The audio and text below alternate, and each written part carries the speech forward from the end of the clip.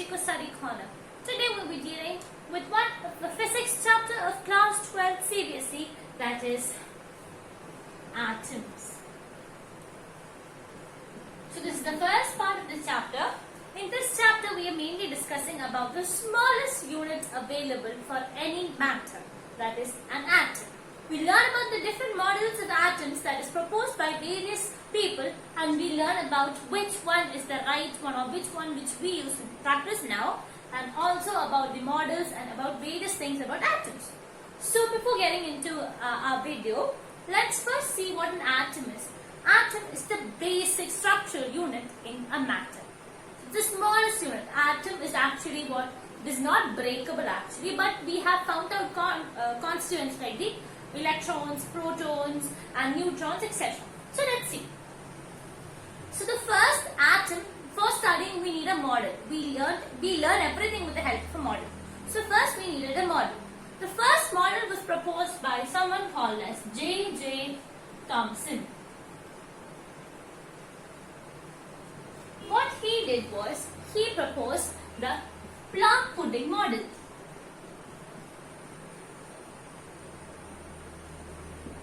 This sounds a yummy name. And why is this called a plum pudding model? What is a plum pudding? That is a dessert which has plum over it. It's a pudding, or let's say it's a dessert which has pudding. It's a pudding which has what? Plums over it. Okay. The same way, plum pudding model of atom is what? It is also something that looks like a plum pudding.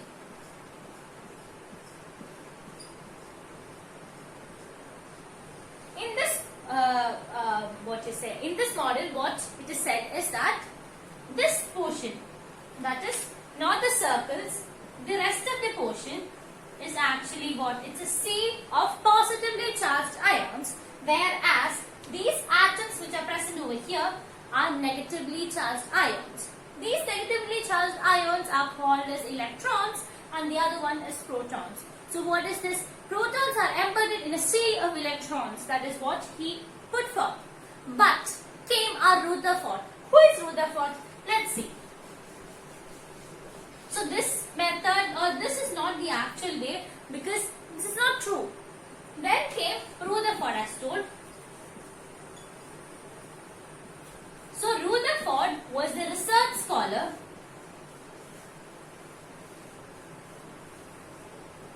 of our J.J. Thomson. Okay, I'm writing J.J.T is for J.J. Thomson. And this man, what did he do? He put forward a new, model of atom, in which he found out the model with the help of an experiment called as alpha particles scattering experiment.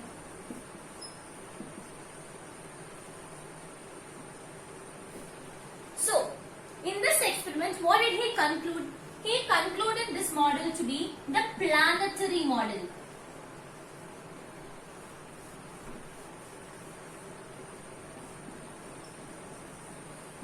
Okay?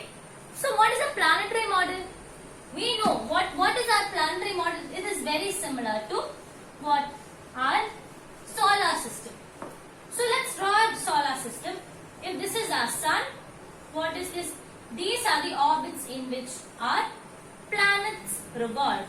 In the same way, in the planetary model of atom, there is a nucleus in the center, which is the sun of an atom, and we have our electrons revolving in orbits. Okay? This is what is our planetary model. This is what he discovered. So to talk about the alpha particle scattering experiment, let's see. For this experiment, what he took was, he took a radon atom, okay, as a source of alpha particle. What was this? This is a source of alpha particle. This radon atom, or the source, was kept inside a box, inside a lead box. Okay, this is a lead box. And only a beam of it was allowed to move out, because we wanted to make it in a straight line. Why is a lead box kept outside? Because this shouldn't radiate all its alpha particles particles like this. Instead, we only wanted a straight path. Okay, I hope this is clear. So, this was the first thing that he did. He kept a radon atom, which is a source of an alpha particle, in a lead box, which diverted the beam only to one side. Okay, and then what did they do? What do they want to find out? They want to find out about an atom. So what should we do if they have to find out about an atom? This should go and hit one atom. So they took a gold foil. This is a gold foil.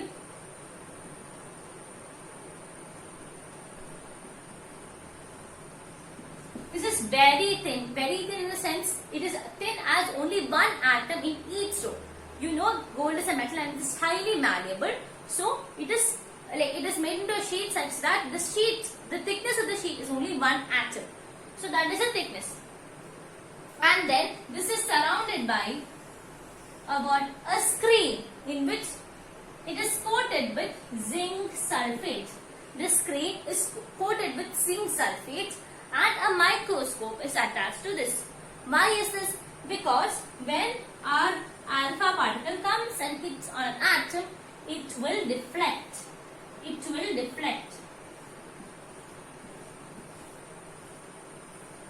Am I right? When it deflects, it will go and hit on this screen and it will form some marks, or it will form some light kind of things that is called as scintillations. What is this? Scintillation.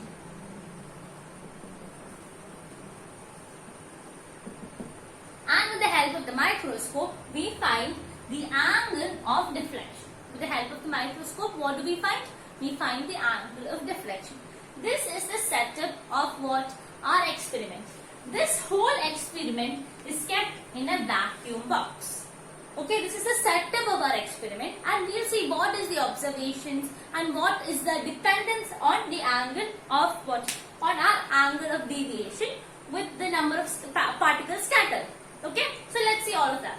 As I told, the distribution number of alpha particles that is scattered is very much proportional to what? The angle. So let's write that. What is it? Distribution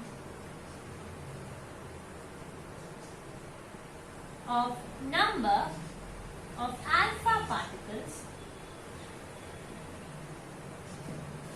is studied as a function of scattering angle. Okay, what is scattering angle? So let's see. This is our gold foil, am I right? This was our gold foil. And when the light, or when this, when this particle, when it comes and hits, what happens? It will form maybe a small deflection or something. Okay, some will take the path like this. So what is the normal way, which is the normal to this point? This is the normal, am I right? So this is the angle of scattering, and this is the angle of scattering. So what is it said? Distribution of number of alpha particles is studied as a function of scattering of the angle. What angle? This scattering angle. Okay. So we learned about the setup. We learned about like the whole setup. We learned about how the experiment was conducted, and we learned about what is the like how do we find out the number of particles and what is the proportionality of the particles. So now we'll do what did we observe? The observations. Observation of what? Observation of Rutherford's model. What model? Planetary model of atom. So this is the observation for Rutherford's planetary model of atom. Okay? So let's write. The first observation, what he saw was most of these particles, these alpha particles, pass through. What happened? Most of the alpha particles pass through. And what can we conclude from that? We'll write the conclusion later. So what is this? most of the particles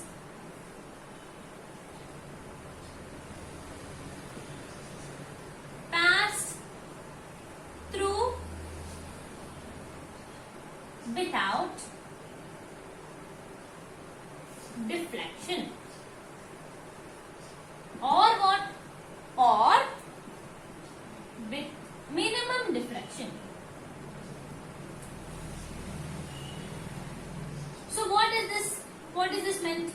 That is, if this is our gold foil, if this is the alpha particle, it would have either gone like this, like this, like this, like this, or like this. Okay? These are small angles. These are small angles. So what is this? This angles is what? Less than 90 degree. Less than 90 degree. So most of it, what happened? Passed through the gold foil. What happened to that when it passed through the gold foil? What? There's only small angle. What angle? The angle of scattering is very small, and hence what? We get more number of scintillations. What was scintillations? Scintillations were what? What you see, the path, the light flashes that was seen on this zinc sulfate coated screen, which helped us to know how much particles were scattered. Okay, this was the first observation. This was the first observation. I hope this is clear. So let's move on to the second observation.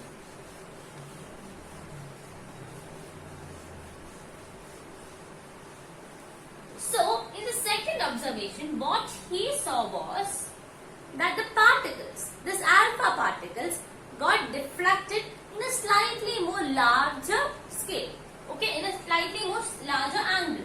That is, if this is our screen, if this is the gold foil, I am just drawing these cases only. Like altogether we dealt in the previous session. So we will see. In the previous diagram we saw all these together.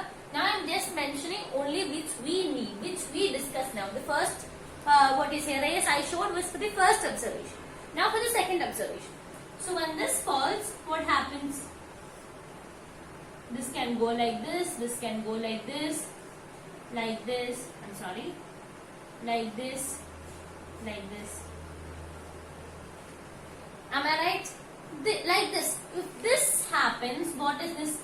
This is the second observation. So the second observation, what he observed was 1 out of 8,000. Okay? 1 out of 8,000 alpha particles, what happened? They deflected in an angle that is 90 or more. So let's write. What happened? Very few alpha particles, what did they do?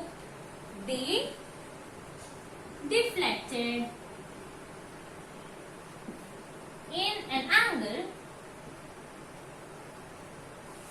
greater than what? Greater than or equal to 90 degree. That is how many of them? How many particles? 1 in 8,000 particles. Okay, 1 in 8,000 particles showed this kind of observation. So this is our second observation. What did he find? A very few particles. That is 1 out of 8,000 deflected in an angle more than 90 degree or in an angle 90 degree. Okay? Is this clear? So now let's see the third one. The third and the last observation that we have to deal. The third one. Very rarely. What happened? This case is very rarely. Okay. What happened? Let's draw the diagram. As told, I am just showing only what we require now. Okay. If this is our gold foil, this goes like this. Am I right? And it deflects in an angle 180 degree. This is our normal. This is supposed to be our normal. And what happens? This deflects in 180 degree. This happens only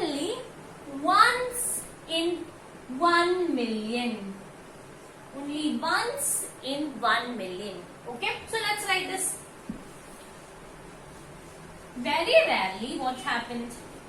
Alpha particles deflected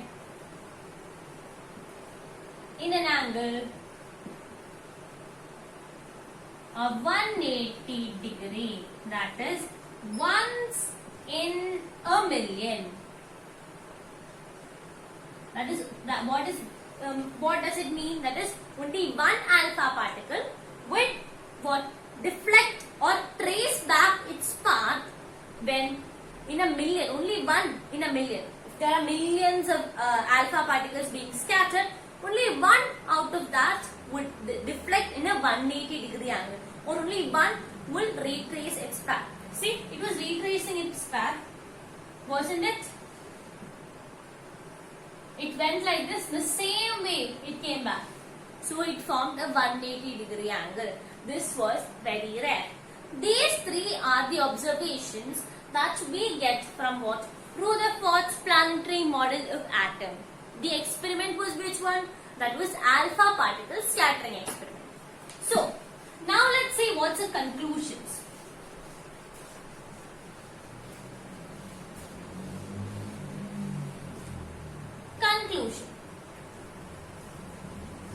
Conclusion of what? That is Rutherford's planetary model of atom. Okay. What are the conclusions? We have to learn about two conclusions. So the first one is, since most of what in our observations, what did we learn? The most of the alpha particles, they pass through without deflection or with minimum deflection. In the same way, what does that show? If you hit someone, let's take an instance, if there are so many things over here, and if you have to reach towards this side, this is the end point, this is where you have to reach. What would you do? If you are coming here, you will hit and then you will take a path like this. Am I right? Or you will hit and then you will take a path like this. Or if you are going like this, it will go straight. Am I right? So what did we learn? If we have to move through without any deflection or with small deflection, what is that? There shouldn't be any anything that disturbs your path or any sort of hurdles. So what can we conclude, or what do we want to get into the other side smoothly? That is empty space or a place where there is nothing. In the same way, what did he conclude? He concluded that most of the space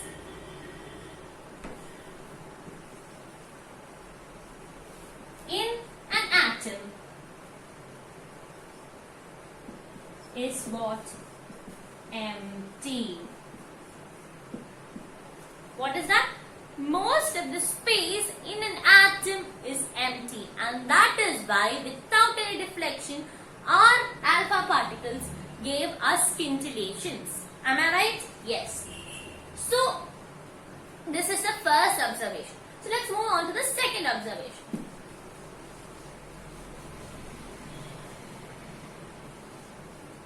The second observation is simple, that is what? The mass. We told what? Most of, let's draw the same example as before. If there are so many things, if it was like this, when it hits in various regions, it will have shown deflections. Am I right? But in our case, what happens? Deflection happened only once in a million, that too at a particular point. That means they concluded that what? The positive charge and the mass of the atom is concentrated at the center. What is that? The positive charge and the mass of an atom is concentrated at its center, called what? Called nucleus. Okay? What is this? The positive charge and the mass of an atom is concentrated at the center of the atom. So So when it is like, let's take for an example, if this is a big molecule over here, okay, and this is our, let's take this is supposed to be our atom. Just take for instance, this is supposed to be our atom, and if only our mass and positive charges were concentrated in the center, what would happen? If light falls, only one will, if alpha particles fall, what will happen? Only 1 in a million would go. If the mass was distributed everywhere, what would have happened? It would have shown deflection, like very large deflection in many places. And we said about the 90-degree and plus. That is, when the light falls, what happens when it's near to the nucleus? What happens? It will show another reflection. Okay, so this is the fourth case. The second conclusion. And that is all to talk about conclusion. So now let's see the graphical representation. Okay, graphical representation.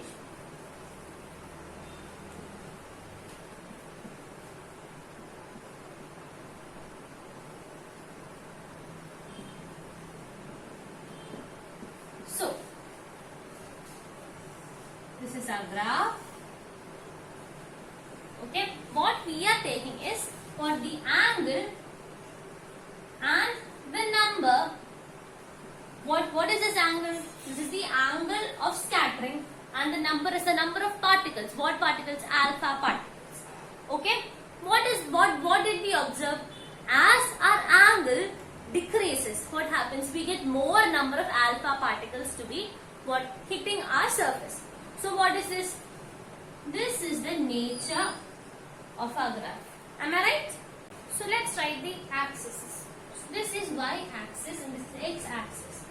So as we told, for the angle and the number of particles. So this is our n and this is our angle, the number of particles and the angle theta. So what did we learn? As the angle increases, number of what? This is the angle, no? As the angle increases, what happens? Number of what are scattering of alpha particles decreases. As angle increases, what happens? Number of alpha particles decreases. Okay? Now let's see the structure or the diagram which represents all the three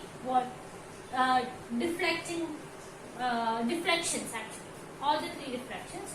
This is our orbital and this is our nucleus. Okay? So when this comes here, what happens? This is coming to this side, this will get deflected. Okay? Next one, it will come till here and will get deflected. Again, it will get deflected. This will pass through. Like the same way over here, it's close to nucleus, so it will get deflected. It will move. This will pass. So what is this?